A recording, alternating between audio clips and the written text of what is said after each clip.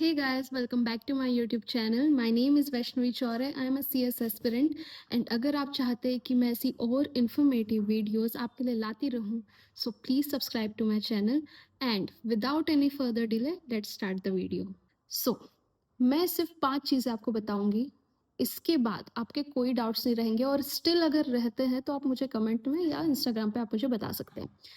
5 चीज़ें अगर आपने कर ली तो आपको कोई नहीं रोक सकता कि आप कंपनी लॉ का पेपर क्लियर कर लो. सो फर्स्ट स्टेप, आपको करना क्या है? आपको बस ये करना है कि पहले एक blank paper low. A section में सबसे पहले लिखो कि आपके स्ट्रॉन्ग सब चैप्टर्स जो है कंपनी लॉ के वो कौन से.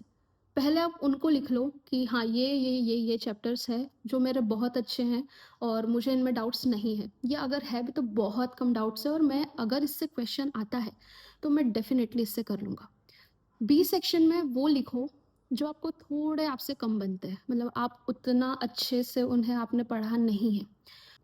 उसके बाद में जो ए वाले हैं आप उनको बहुत अच्छे से करो, ऐसे उनको गो थ्रू करो, ऐसे उनको समझ के पढ़ो, रटना नहीं है, रटोगे भूल जाओगे. उनको समझो कि वो जो सेक्शन है वो क्या बोलना चाह रहा है, उसके जो क्लॉज है, उसके जो सब क्लॉज है, वो क्या बोलना चाह रहे हैं, उनमें क्या चीज़ें हैं. जब आप ये चीज़ अंडरस्टैंड करोगे तो ऑटोमेटिक आपको याद रहेगा.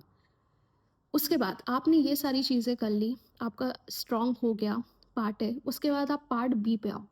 पार्ट बी पे आओगे जब, तो वो जो पोर्शन होगा वो आपका उतना स्ट्रॉन्ग नहीं है, आपको उस पर ज़्यादा ध्यान देना होगा. मुझे पता है कि ऑलरेडी 4 सब्जेक्ट्स हैं, 4 में से ये एक है. आप उनको उनको भी आपको टाइम देना है, बट अगर आपका कंपनी लॉ वीक है तो आपको इसको ज़्यादा टाइम देना होगा. आपके पास कोई ऑप्शन नहीं है. ओके, इसका मतलब ये नहीं है कि आप ए सेक्शन को आपने पढ़ लिया मतलब हो गया, ऐसे नहीं होता. आपको फॉलो करना होगा एक रूल जो कि है 2-3-7. यानी कि आपने आज पढ़ लिया, फिर उसको 2 दिन बाद पढ़ो, 2 दिन बाद पढ़ने के बाद फिर उसको 3 दिन के बाद पढ़ो, और 3 दिन के बाद पढ़ने के बाद उसको एट 7th डे, 7वें दिन पे पढ़ो. जब आप ये 2-3-7 वाला रूल फॉलो कर लोगे, आप जब फर्स्ट टाइम पढ़ोगे तो आपको सिर्फ हाँ कि ये चीज़ें हैं. जब आप उसको 2 दिन के बाद पढ़ोगे तो आपको एक आइडिया आएगा कि अच्छा हाँ ये मैंने पढ़ा था. फिर जब आप उसको उसके दो दो हो गया, उसके बाद जब उसको 3 दिन के बाद पढ़ोगे तो आपको उसको पढ़ने की नहीं, आपको वो ऑलरेडी आपको आता होगा, और 7th डे में तो आप एकदम फर्राट हो जाओगे उस चीज़ में. नाउ उसके बाद आपको जो आईसीएसआई का मॉड्यूल है आपको उससे भी करना होगा, क्योंकि आईसीएसआई का मॉड्यूल यानी कि क्या बोल सकते हैं कि एक अमृत है. अमृत नहीं पियोगे तो कुछ नहीं होगा. जो भी बच्चे होते हैं वो जो कोचिंग का मॉड्यूल होता है वो उससे कर लेते हैं. अब कोचिंग का जो मॉड्यूल होता है उसमें सारी चीज़ें नहीं होती है. आपको आईसीएसआई का मॉड्यूल रेफर करना उतना ही ज़रूरी है. अगर आप वो नहीं करोगे, एटलीस्ट 1 या 2 बार उसको पढ़ के, या तो आप ऐसे कर सकते हो कि आपने एक कॉन्सेप्ट आपका जो कोचिंग का मॉड्यूल है आपने उससे पढ़ा, तो उसी के साथ में आप उसको भी, यानी कि आईसीएसआई के मॉड्यूल का भी जो वो कॉन्सेप्ट है, दोनों बुकों को एक साथ रखो और रटो मत. रटोगे कुछ हासिल नहीं होगा. उस चीज़ को समझो कि क्या है वो. आप एक बार समझ गए ना, वो खत्म है फिर. और किसने बोला है आपको कि आपको बुकिश लैंग्वेज लिखना है? कोई बुकिश लैंग्वेज नहीं लिख सकता. किसी में इतना दम ही नहीं है कि वो पूरी ऐसी प्रॉपर एकदम इंग्लिश लिख सके. किसी के बस का नहीं है. बट आपको लिखना क्या है? जो टेक्निकल वर्ड्स होते हैं, मैं टेक्निकल वर्ड्स की बात कर रही हूँ. आप जैसे कुछ भी जैसे कुछ भी वर्ड होते हैं तो आपको वो वर्ड्स याद होना चाहिए. उसके बाद का आप बीच में से अपने अपनी ओन इंग्लिश में आप इंसर्ट करो वो चीज़ों को. आपको कोई कोई नहीं बोल रहा कि आप पूरी बुकिश लैंग्वेज लिखो या पूरी जो आपके मॉड्यूल में है वो लिखो. ज़रूरत नहीं है और आप लिख भी नहीं सकते. सो आप पहले कॉन्सेप्ट को पढ़ो, उसको समझो, रटो मत. रट गए, डूब गए. ये सीधा, मैं सीधी पॉइंट की बात करती हूँ. रटा मतलब डूब गए आप. आपको वहाँ पे याद ही नहीं आएगा. आपने यहाँ पे नहीं समझा, आपने रट लिया, हाँ रट लिया नहीं, वहाँ याद ही नहीं आएगा, क्या कर लोगे? इससे अच्छा जितना टाइम रटने में लगा रहे उतना टाइम समझ जाओ उसको, ईज़ी रहेगा. सो अब ये 2 चीज़ें करने के बाद आपका पार्ट ए हो गया, वेरी गुड. पार्ट बी हो गया, वेरी गुड। अगर कोई भी ऐसी टॉपिक है तो आप आपके जो कोचिंग के जो सर है आप उनको बोलो कि सर ये हमको समझाओ, क्योंकि आपने वो छोड़ दिया और वो आ गया, क्योंकि हमेशा यही होता है, आप जो छोड़ के जाते हो वही आता है एग्ज़ाम में, ये गलती मत करना। उसके बाद तीसरी जो चीज़ है, जैसे दूसरी चीज़ मैंने आपको बताया कि आईसीएसआई का मॉड्यूल रेफ़र करना है। तीसरी चीज़ ये है राइटिंग प्रैक्टिस। आप जब भी कोई कॉन्सेप्ट पढ़ रहे हो, तो आप खुद के माइंड में सोच लो कि अगर इसका क्वेश्चन बना तो मैं कैसे लिखूँगा?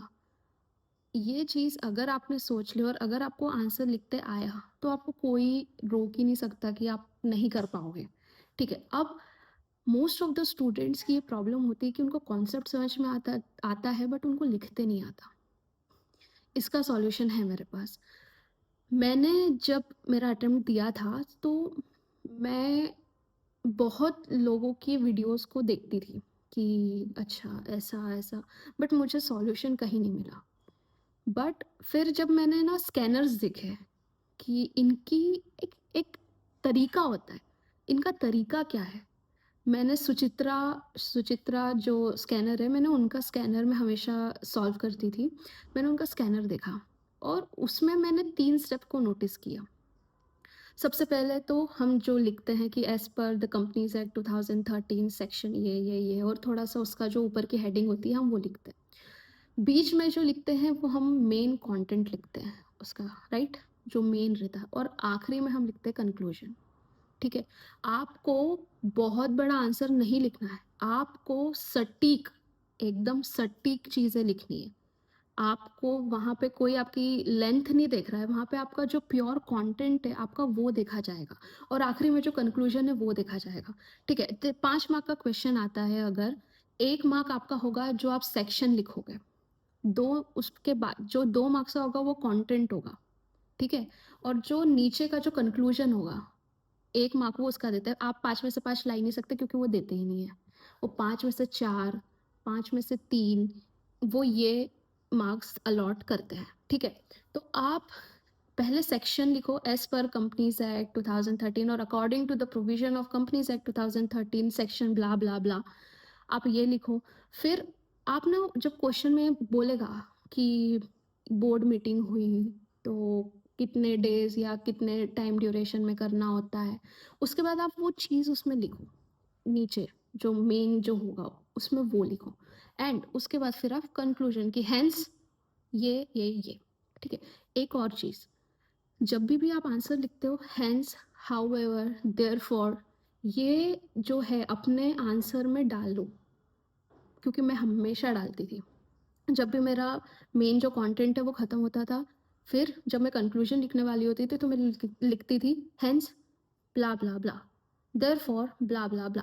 मैं ऐसे हमेशा लिखती थी और ये ना एक इम्प्रेशन छोड़ता है चेकर के माइंड पे कि हाँ ये बच्चे में कुछ तो है, ठीक है? ये आपको लिखना है। उसके बाद राइटिंग प्रैक्टिस हो गई, आपको फॉर्मेट पता चल गया किस फॉर्मेट में है। उसके बाद लास्ट चीज़ है, आपको सॉल्व करना है स्कैनर। आपने कोई भी चैप्टर कंप्लीट किया, उसके बाद आपको क्या करना है, आपको उसके क्वेश्चन सॉल्व करने हैं।